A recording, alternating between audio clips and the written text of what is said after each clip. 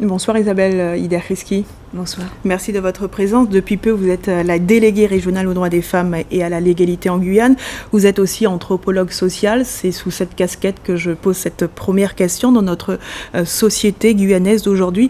Comment cette violence est-elle perçue? On vient de voir cette femme témoigner, visage découvert. Est-ce que l'anonymat reste la norme?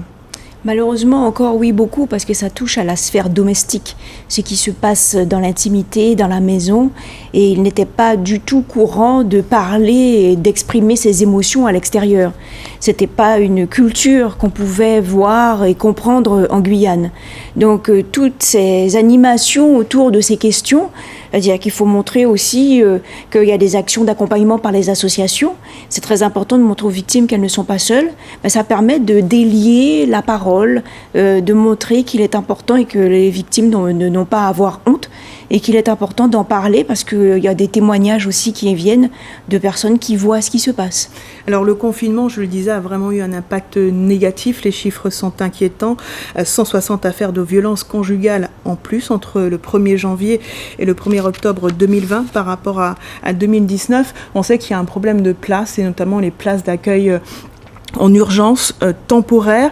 Certaines femmes dans l'association L'Arbre Fromager nous disaient 9 mois d'attente, c'est impensable. Comment on peut agir concrètement? 9 mois à rester avec son bourreau? Alors, sur la question de l'augmentation, on s'est rendu compte aussi que toute la campagne qui a été faite autour des numéros d'écoute, comme le 3919, il a été utilisé par des Guyanaises. Pendant les 6 premiers mois de l'année 2020, 39 Guyanaises ont téléphoné au 3919. Et là, on a lancé le 19 novembre une campagne sur les numéros locaux aussi. Oui. Parce que le numéro d'écoute national, c'est bien, mais c'est loin.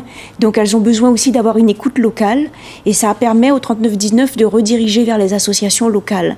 Donc ça, c'est très important déjà de montrer que la communication a permis aux victimes de savoir vers qui se tourner.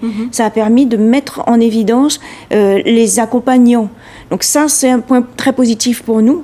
Alors, on met justement sur la question de l'augmentation des violences, l'augmentation aussi de la communication autour de ces numéros. Donc quelque part, ça veut dire, alors c'est vrai, plus de plaintes, mais quelque part, ça veut dire aussi que les langues se délient et qu'on ose porter plainte.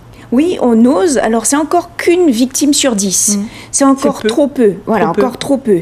Donc, nous, ça nous pose vraiment un problème parce que là, on voit dans le témoignage cette dame qui retourne vers son bourreau, c'est malheureusement monnaie courante.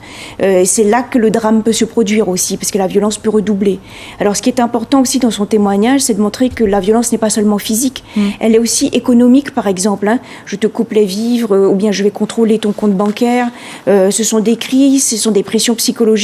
Et aujourd'hui, 25 novembre, c'est la journée de lutte contre toutes les formes de violence, donc agression sexuelle, le sexisme également.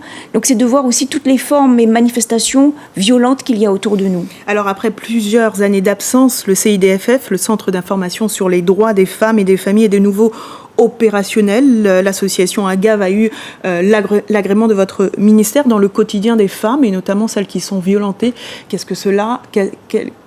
Qu'est-ce qu'une association comme celle-là peut apporter concrètement? Elle apporte un complément. Parce que les associations qui œuvrent, il y en a vraiment une bonne trentaine qui sont financées en Guyane.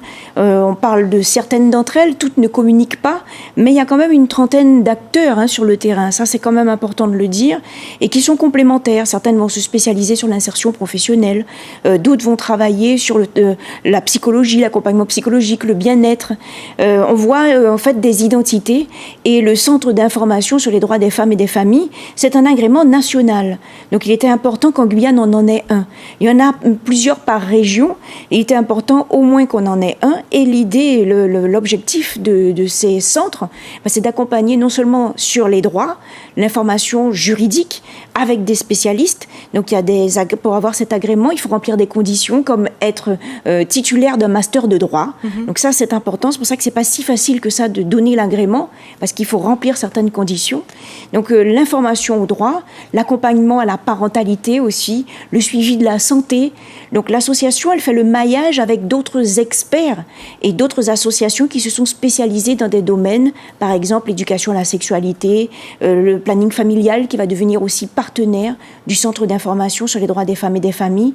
Donc c'est le maillage aussi du territoire qu'on recherche et on coopère avec la gendarmerie nationale pour ces raisons. Alors la sensibilisation, un axe important. Avant de se quitter, Isabelle Ider, si ce soir une femme en situation de violence nous écoute et qu'elle ne sait toujours pas quoi faire, comment réagir, que ce soit cette femme ou les témoins finalement?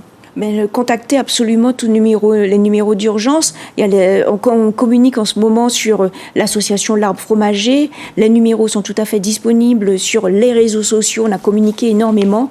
On a fait une campagne d'affichage aussi de 4x3 dans toute la Guyane. Le plus important pour nous, c'est justement de relayer ces informations et je demande aussi aux gens de ne pas hésiter à transférer. Merci Isabelle Ider Kriski d'avoir accepté notre invitation.